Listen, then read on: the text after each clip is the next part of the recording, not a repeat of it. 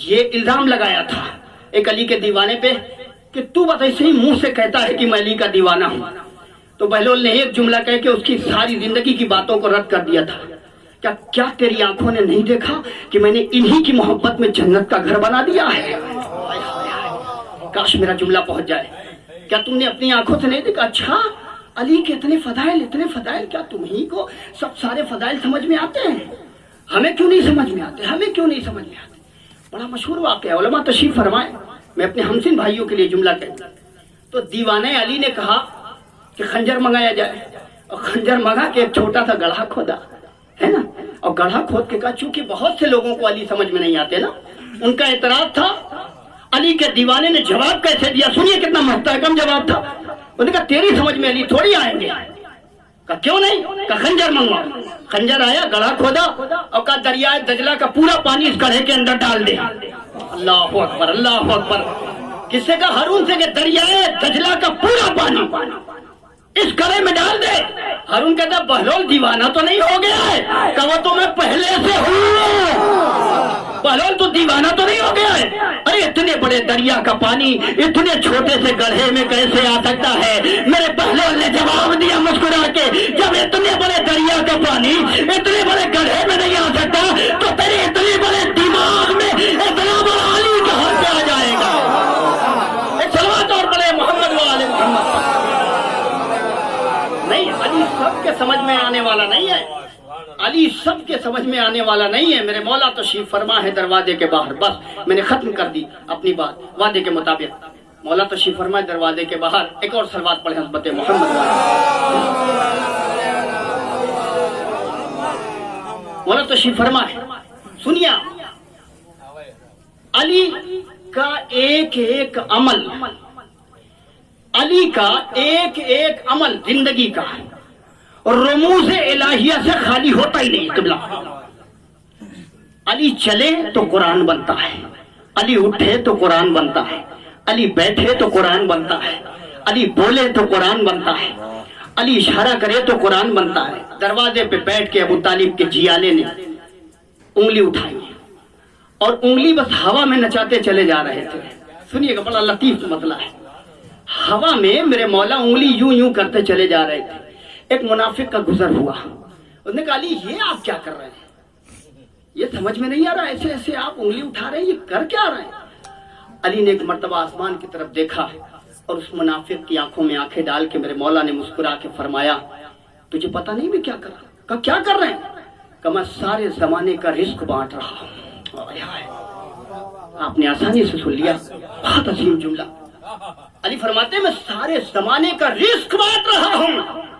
منافق تھا تو تھا، اسے یقین کہاں سے آتا؟ اچھا رزق کا انگلیوں سے آپ رزق بانٹ رہے ہیں. علی سب کو پہنچ جاتا ہے؟ علی نے کہا اس کو بھی پہنچتا ہے جہاں تک تیرے تصور نہیں پہنچتے ہیں. آسمانوں میں بیٹھے ہوئے لوگوں کا بھی رزق علی کے انگلیوں کے اشارے کے ذریعے سے جاتا ہے. منافق نے کہا اچھا دلیل؟ کہ جیسے تو سوال کرنا چاہتا ہے کر لے. وہاں سے چلا، بڑا مشہور واقعہ ہے. جانے کے بعد گھر سے ایک شیشی دھو کے لے کے آیا اور اس کے بعد اس میں اس نے ایک چیٹی رکھ دی تھی، سب جانتے ہیں ہے نا. میرے مولا کے لفظوں کو سلام، ان کی زندگی کے حرکات و سکنات کو سلام. شیشی لے کے آیا، چیٹی اس میں رکھی، صاف ستھری شیشی تھی، چیٹی تھی.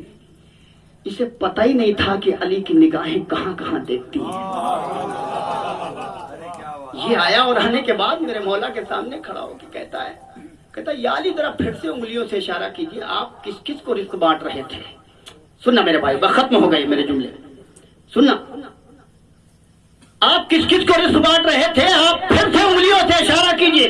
میرے مولا نے مسکرا کے فرمایا اے منافق تجھے پتہ ہی نہیں ہے، ابھی میں علی ہو کے وعدہ کرتا ہوں میری نگاہیں وہ بھی دیکھ رہی ہے جو ابھی تک زمین پر پیدا نہیں ہوا ہے. میری نگاہیں وہ بھی دیکھ رہی ہے جو روزے ازل سے لے کے روزے ابد تک قائم ہونے والا ہے. تجھے پتہ ہی نہیں ہے کہ علی کی نگاہیں کہاں کہاں دیکھتی ہے. میں ہوتا تو ایک ہی بات کہتا، تو علی کا مقابلہ نہ کر، پہلے ذوالفقار سے نپٹ لے. یہ وہ علی ہے جس کی ذوالفقار 70 نسلوں کو پہچان دی ہے. اس منافق نے کہا علی میں سوال کرنے آیا ہوں، آپ کا رزق جاتا کہاں کہاں ہے؟ علی نے کہا جو تو نے اپنے دامن میں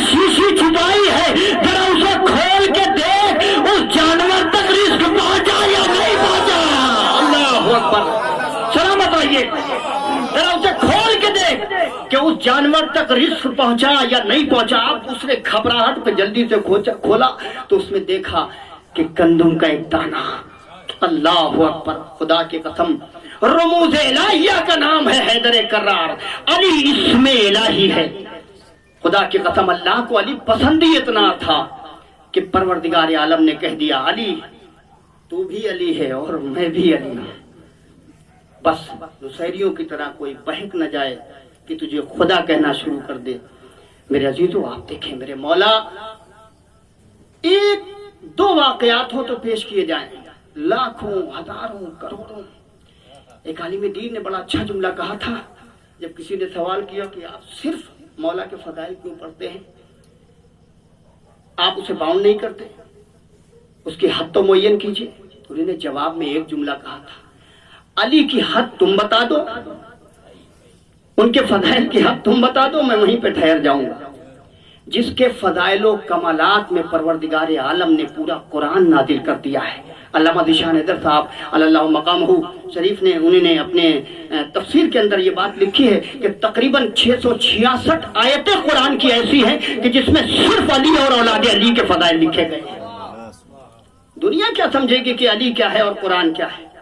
جن کو رسمی اسلام لینا تھا انہی نے بس یا علی اور یا خدا کہا, اور جن کو دل کی گہرائی سے اسلام لینا تھا انہی نے علی بھی کہا, علی والی بھی کی. اب میں روز ماتم کروں چوراہے پہ کھڑے ہو کے آپ کے ساتھ, اور آپ بھی میرے ساتھ ماتم کریں, روز آپ مجلس کریں میں بھی مجلس کروں, اور محبت اتنی سی نہ ہو میرے مولا کی, تو آپ بتائیے کیا قبول ہو جائے گا؟ کبھی نہیں. یا حسین کہنے سے کچھ نہیں ہوتا ہے, حسین والی کرنے سے کچھ ہوتا ہے. دیکھو کہیں ایسا تو نہیں ہے کہ تمہارے شاہراہوں پہ بکھر جانے کی وجہ سے کسی غریب کو اذیت تو نہیں ہو رہی ہے. دیکھو تمہاری دولت کی وجہ سے کسی پریشان حال کو پریشانی تو اللہ حق نہیں ہو رہی ہے. علی اور اولاد علی کا فلسفہ یہ تھا کہ یہ خود کے لیے نہیں جیے تھے, خدا کے لیے جیے تھے, انسانیت کے بقا کے لیے جیے تھے. یہ چاہتے تھے کہ ہم رہے نہ رہے مگر خدائی باقی رہے, زمین پر انسانیت پھل بلند رہے. ایک صلوات اور پڑھتے محمد وآل محمد. میرے عزیزو, لہذا مولا کی ولادت ہے جو جہاں تک خوش ہو سکتا ہے وہاں تک خوش ہو لے. یاد رکھیے گا اساتذہ نے فرمایا ہے کہ جب بھی مجلسوں میں بیٹھو یا محفلوں میں بیٹھو دل میں یہ ٹھان لو کہ آج ہم بیٹھے ہیں تو مولا سے کچھ لے کے ہی گھر جائیں گے. رسول اسلام فرماتے ہیں مجھے بچوں کی عادتوں میں کچھ عادتیں اتنی زیادہ محبوب ہے کہ اللہ کی طرف سے یہ بات آئی کہ اللہ نے کہا مجھے انبیاء کے اندر بھی وہ صفات نہیں ملے جو مجھے بچوں کے اندر مل گئے. بہت سارے انبیاء کے اندر بھی وہ صفات نہیں ملے. رسول اسلام سے پوچھا کہ آپ کہنا کیا چاہتے؟ رسول اسلام نے فرمایا کہ بہت سے انبیاء لوگوں کے پریشان کرنے کی وجہ سے پریشان ہوئے, گھبرا گئے, پیچھے ہٹ گئے. ایک نبی آتا ہے, تبلیغ کرتا ہے, دعا مانگتا ہے, اللہ یہ قوم مجھے ستا رہی ہے, پریشان کر رہی ہے, مالک میں کروں تو کیا کروں. گھبراہٹ تھی, پریشان حالی تھی, یہ امتحان کا معاملہ تھا. لیکن نبی نے کم سے کم یہ تو کہا کہ ہاں میں پریشان ہوں, میں گھبرا رہا ہوں, یہ کام ہوگا یا نہیں ہوگا. رسول نے فرمایا کہ بچوں کی حرکتوں میں سب سے نازک اور اچھی حرکت مجھے یہ لگتی ہے کہ وہ اپنے والدین سے ایسے مانگتے ہیں جیسے خدا سے مانگنے کا حق ہوتا ہے. وہ جانتے ہیں کہ والدین ہیں تو دیں گے. تو کہنے کا مطلب یہی کہ مجلسوں میں آؤ, نمازوں کے مصلوں پہ بیٹھو, تسبیحیں پڑھو, سجدگاہوں کی طرف نظر کرو, کہیں بھی جاؤ, کسی مسلک پہ جاؤ, کسی منزل پہ جاؤ تو دل میں علی ایسے ہو کہ علی کو اطمینان ہو جائے کہ آج یہ واپس نہیں جائے گا جب تک ہم اسے دیں گے نہیں. سمجھا؟ دعائیں تب قبول ہوتی ہیں کہ جب انسان کو دعاؤں پر پورا بھروسہ ہو کہ بس اب مولا سے کہہ دیا ہے تو اب مولا جانے اور ہماری دعا جانے, اطمینان ہونا چاہیے. لہذا اسی جملے کے ساتھ میں دعا گو ہوں. آئے ہوئے ایک ایک عزادار, ایک ایک مومن پروردگار عالم حلال مشکلات علی ابن ابی طالب علیہ السلام کی ولادت باسعادت اور اس جشن پر مسرت کے صدقے میں, اس خوشی کے صدقے میں جتنے عزادار تشریف لائے ہیں مولا ان کے دلی حاجات کو قبول فرما. پالنے والے تجھے مظلوم کربلا امام حسین کا واسطہ परवरदिगार आलम तुझे अली मुर्तदा अलैहिस्सलाम के कमालात व सिफात का वास्ता, या अल्लाह तुझे करबला वालों की असीरी का वास्ता, पालने वाले तुझे तमाम तर अंबिया के सिफात का वास्ता, अल्लाह जितने मोमिन अज़ादार तशरीफ फरमा है इस पूरी कायनात में, जहाँ जहाँ भी मोमिनीन हैं, जहाँ जहाँ भी अहले तशय्युअ हैं, परवरदिगार आलम दुश्मनों की नजरों से इन्हें महफूज फरमा। दुनिया पूरा शोभ हो चुकी है, या अल्लाह इनकी हिफाजत फरमा। ए मेरे अल्लाह जितने भी अज़ादार तशरीफ फरमा है इनमें खुदा न खास्ता कोई गरीब हो, मुफलिस हो, लाचार हो, मजबूर हो, अल्लाह उनकी परेशानियों को जल्द अज जल्द दफा फरमा। मेरे अल्लाह जो करबला जाने की का इश्तियाक रखते अल्लाह उन्हें जल्द अज जल्द करबलाए मुअल्ला और दीगर मज़ारात आलियात की ज़ियारत नसीब फरमा। पालने वाले दुआओं में सबसे बड़ी दुआ ये है मेरे अल्लाह हम रहें न रहें मगर तुझसे दुआ है करबला वालों के सदक़े में जल्द अज जल्द बेकसो मजबूर हजरत बीबी फातिमा ज़हरा सलामुल्लाह अलैहा के रोज़े मुक़द्दस की तामीर फरमा। या अल्लाह दुनिया में जहाँ जहाँ भी महफिलें हो रही, मजलिसें हो रही, उलमाए किराम तशरीफ ला रहे हैं, ज़ाकिरी फरमा रहे हैं, शायर अपनी शायरी के ज़रिए से लोगों के मलूज़ खातिर हो रहे, परवरदिगार आलम उन तमाम हजरात के खिदमात को कबूल फरमा। मालिक बानियाने जश्न की तमाम तर दिली हाजतों को कबूल फरमा। ए परवरदिगार आलम इस जश्न के सदक़े में इनके घर के तमाम खिदमात को कबूल फरमा, इनकी परेशानियों का दफ़ा फरमा।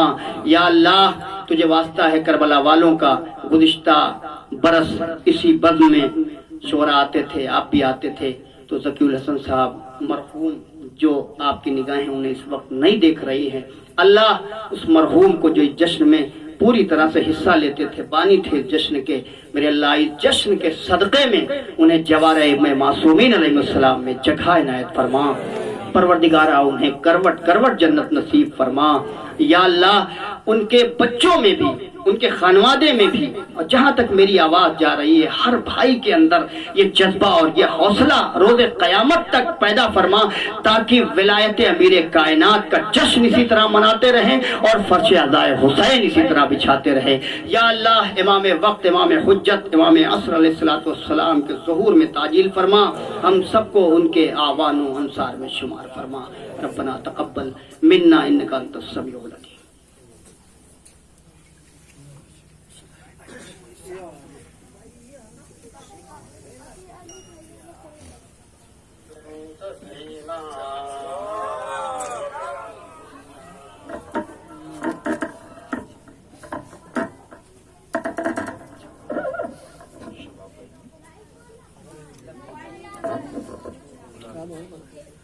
नारे तकबीर, नारे तकबीर, नारे रिसालत, नारे रिसालत, नारा हैदरी, नारा हैदरी, नारा बूज़री, नारा कंबरी।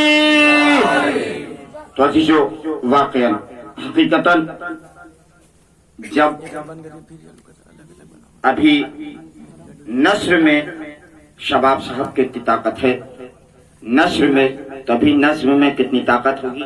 अल्हम्दुलिल्लाह एक बेहतरीन आवाज है जो शबाब वाली आवाज है, शबाब साहब की शबाब वाली आवाज है, और लिहाजा आप सब तमाम अज़ादारों की सलामती के लिए और तमाम शोहरा की सलामती के लिए मिलजुल के बावाज़ बुलंद सलावत भेजें। अभी देखें ऐसा नहीं हुआ, अभी